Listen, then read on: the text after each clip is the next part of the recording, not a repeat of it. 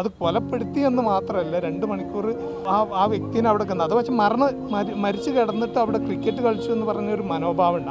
ആ മനോഭാവത്തിനെതിരെയാണ് നമ്മൾ പോലീസിൻ്റെ ഭാഗത്തുനിന്ന് തന്നെ ഇത് ഒതുക്കി തീർക്കാനുണ്ടായ ഒരു പ്രശ്നം അവിടുന്ന് ഉണ്ടായിട്ടുണ്ട്. ഇപ്പോൾ പുതിയ കമ്മീഷണർ ചുമതല ഏറ്റിട്ടുണ്ട്, സുധീർ കുമാർ റെഡ്ഡി. അദ്ദേഹം കുറച്ച് നമ്മൾ സംസാരിച്ചതും നമ്മളൊരു കേരളത്തിലുള്ള ഒരു വ്യക്തിയാണല്ലോ. അപ്പോൾ നമുക്ക് അവിടെ ഒരു അന്വേഷണം ഈസ് വെരി ജെന്യു ആണ് എന്നുള്ളതാണ് നമുക്ക് കിട്ടിയ വിവരം.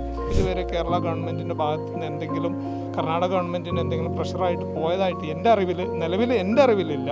അഷ്റഫിനുള്ള നീതി എന്ന് പറയുന്നത് അതാണ്. അത് നമ്മുടെ നാടിനോടുള്ള നീതിയാണ്. നമ്മുടെ ഏത് ജാതിയുടെയും മതത്തിൻ്റെ അടിസ്ഥാനത്തിൽ ഇത് സംഭവിക്കാൻ പാടില്ല. നമ്മളെ സംബന്ധിച്ച് ഫസ്റ്റ് മനസ്സിലാവുന്നത് 29-ാം തീയതി വൈകിട്ടാണ് മനസ്സിലാവുന്നത്.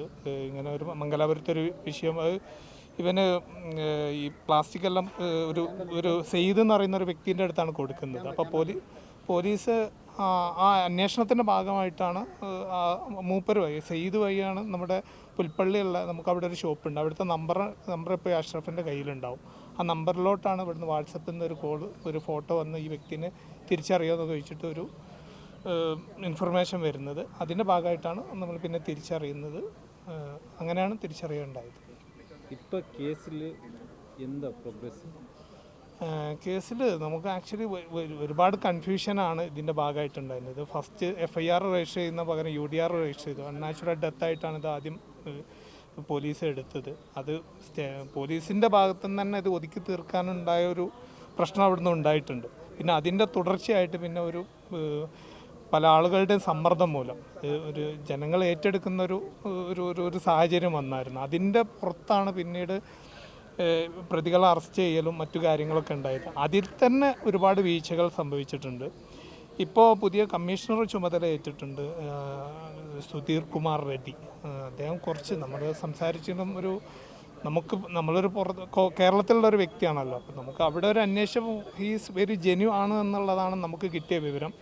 നമുക്കൊരു കൃത്യമായ ഒരു നല്ല വിധത്തിൽ ഇനി പോകും എന്ന് നമ്മൾ ഉദ്ദേശിക്കുന്നു. നമ്മളിപ്പോൾ ഫാക്ട് ഫൈൻഡിങ് റിപ്പോർട്ടൊക്കെ ഇപ്പോൾ ഇന്ന് നമ്മൾ കണ്ടെത്തിയതിനേക്കാളും ഒരുപാട് കാര്യങ്ങൾ ഇതിനകത്ത് ഇവർ കണ്ടെത്തിയിട്ടുണ്ട്. അപ്പോൾ അതിൻ്റെ ഭാഗമായിട്ടും നമുക്ക് ഒരുപാട് ആശങ്കകൾ അതിൻ്റെ മുകളിലുണ്ട്.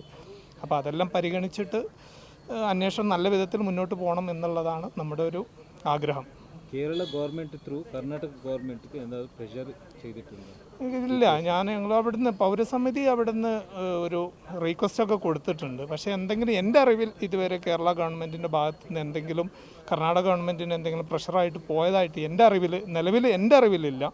ഇനി എന്തെങ്കിലും ഉണ്ടെങ്കിൽ ഗവൺമെൻറ് തലത്തിലാണ് വേണ്ടത്. നമുക്ക് അവിടുത്തെ മന്ത്രി നമ്മുടെ വീട് സന്ദർശിച്ചിരുന്നു, OR കേളു. അദ്ദേഹം പിന്നെ നേരിട്ട് നമ്മുടെ ഇതിൻ്റെ ആക്ഷൻ കമ്മിറ്റി തന്നെ നേരിട്ട് മുഖ്യമന്ത്രിനെ കണ്ട് ലെറ്റർ സമർപ്പിച്ചിരുന്നു. പക്ഷെ അതിൻ്റെ ഭാഗമായിട്ട് ആ ഒരു തരത്തിലുള്ള ഒരു ഇടപെടലൊന്നും കേരള ഗവൺമെൻറ്റിൻ്റെ ഭാഗത്തുനിന്ന് ഉണ്ടായിട്ടില്ല.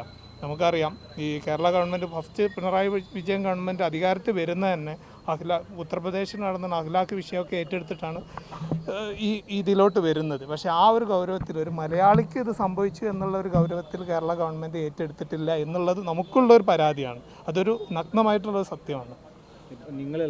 കർണാടക ഗവൺമെൻറ് ഡിമാൻഡ്സ് എന്താ?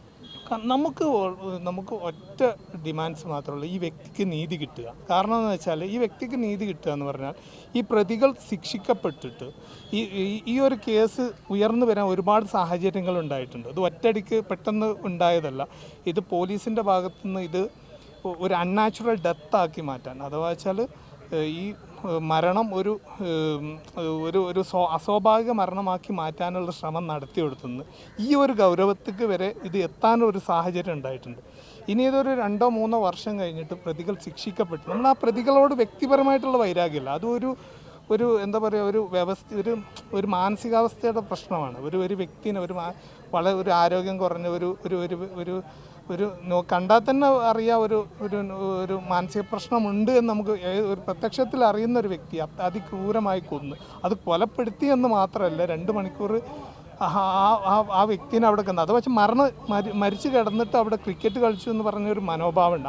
ആ മനോഭാവത്തിനെതിരെയാണ് നമ്മൾ ഇത് ചെയ്യുന്നത്. അപ്പോൾ ഇത് ബഹുഭൂരിപക്ഷം നമ്മുടെ രാജ്യത്തുള്ള ബഹുഭൂരിപക്ഷം ആളുകളും മതേതരത്വത്തിൽ വിശ്വസിക്കുന്ന ആളുകളാണ്. അപ്പോൾ നമുക്ക് ഈ അഷ്റഫ് കേസിൽ എന്തിനും ഭാവിയിൽ ഇതിനെ ഇങ്ങനെ എന്താ പറയുക, ഇങ്ങനെ ഈ ഒരു വിഷയത്തെ ഇത്ര ഒതുക്കി തീർക്കാൻ ശ്രമിച്ചിട്ടും ഇത് ഈ ഒരു രൂപത്തിലോട്ട് ഉയർന്നു വന്നു, പ്രതികൾക്ക് ശിക്ഷ കിട്ടി. അത് ഭാവിയിൽ എല്ലാ ആൾക്കൂട്ട കൊലപാതകങ്ങൾക്കും ഒരു പാഠമാവണം, ഒരു എന്താ പറയുക റഫർ. അതാണ് നമ്മുടെ ലക്ഷ്യം. അവനക്കുള്ള അഷ്റഫിനുള്ള നീതി എന്ന് പറയുന്നത് അതാണ്. അത് നമ്മുടെ നാടിനോടുള്ള നീതിയാണ്. നമ്മുടെ രാജ്യത്ത് നിയമവ്യവസ്ഥയുണ്ട്, ജുഡീഷ്യറി ഉണ്ട് എന്നുള്ളതാണ് നമ്മൾ തെളിയിക്കേണ്ടത്. അതിനുവേണ്ടി നമ്മളെല്ലാവരും ഓരോ വ്യക്തികളുടെ ഇത് ഞാൻ അഷ്റഫിൻ്റെ ഒരു സഹോദരനാണ് എന്നുള്ളതല്ല, നമ്മുടെ ഓരോ വ്യക്തികൾക്കും ഏത് ജാതിയുടെയും മതത്തിൻ്റെ അടിസ്ഥാനത്തിൽ ഇത് സംഭവിക്കാൻ പാടില്ല. നമ്മളെ സംബന്ധിച്ച് ഒരാൾ ഒരു മതത്തിൻ്റെ പേരിൽ, ഒരു ജാതിയുടെ പേരിൽ കൊല്ലപ്പെടുക എന്ന് പറയുന്നത് അത് നമ്മുടെ രാജ്യത്തോടുള്ള ഒരു ദ്രോഹമാണ്, രാജ്യദ്രോഹമാണ് അത്. അപ്പോൾ അതിന് എഗെയിൻസ്റ്റാണ് നമുക്ക് ഇതുള്ളത്. അല്ലാണ്ട് ആ വ്യക്തി 21-26 പ്രതികൾ എന്നുള്ള അവരോട് മാത്രമുള്ള ഒരു യുദ്ധമല്ല നമ്മളത്. അപ്പോൾ ഇങ്ങനത്തെ ഒരു വ്യവസ്ഥിതി ഉണ്ട്. ഇതിന് ഒരുപാട് ഇന്ധനം പകരുന്ന ഒരുപാട് സ്പീച്ചുകളുണ്ട്, അങ്ങനത്തെ കാര്യം. അതിനൊക്കെ എഗെയിൻസ്റ്റാണ് നമ്മുടെ പോരാട്ടം ഉള്ളത്. അതാണ് നമുക്ക് കിട്ടേണ്ടത്. നമ്മുടെ ಈ പോരാട്ടം അതിനും കൂടി ಎದುರಾയിട്ടാണ്. ಮತ್ತಷ್ಟು ವಿಶೇಷ ವಿಡಿಯೋಗಳನ್ನು ನೋಡಲು ಮತ್ತು ಹೊಸ ವಿಡಿಯೋಗಳ ಬಗ್ಗೆ ತಿಳಿಯಲು ಈ ದಿನ .com ಯೂಟ್ಯೂಬ್ ಚಾನೆಲ್ ಸಬ್ಸ್ಕ್ರೈಬ್ ಮಾಡಿ ಮತ್ತು ಬೆಲ್ ಐಕಾನ್ ಕ್ಲಿಕ್ ಮಾಡಿ.